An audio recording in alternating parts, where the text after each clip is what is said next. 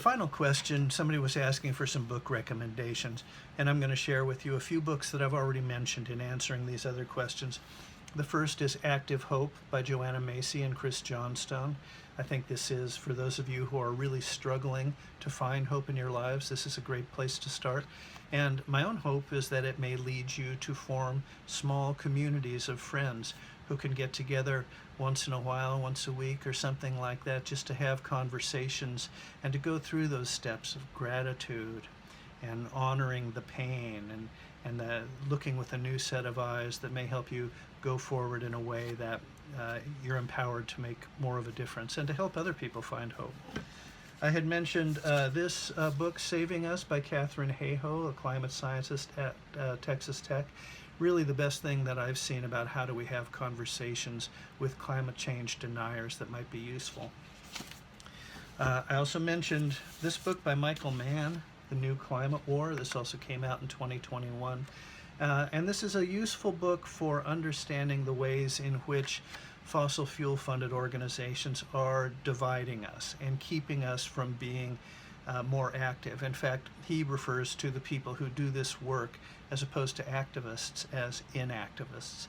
Whatever they can do to keep us inactive allows them to maintain these unsustainable practices for a little bit longer, to accrue a little bit more wealth. So it's helpful to understand the ways in which our work is being undermined, and this book is a good way to do that. And then finally, brand new book, Regeneration, Ending the Climate Crisis in One Generation by Paul Hawkins. This is a very hopeful book. It makes very clear the fact that you can't disentangle the work for climate change responses from the work for justice and equality. It's a very hopeful book, and we need hopeful books. We need hopeful scenarios right now. I've found in some of my own research that the number of books about the age that we are in that are apocalyptic or post-apocalyptic greatly outnumbers the number of hopeful visions that we have. I think we need those hopeful visions. You know, there's a very flawed book that came out back in the early 1970s. It's called Ecotopia. And I teach it from time to time, even though some of the flaws in that book seem more grating all the time.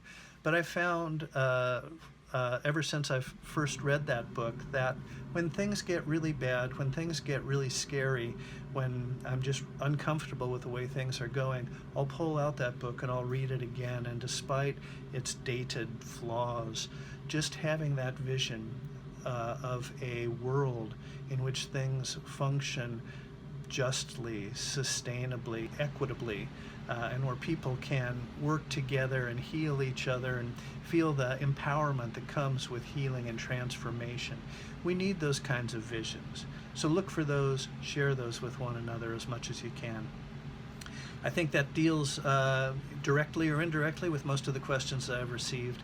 So I'd love to continue this conversation moving forward, but until then, I wish you well. Take care.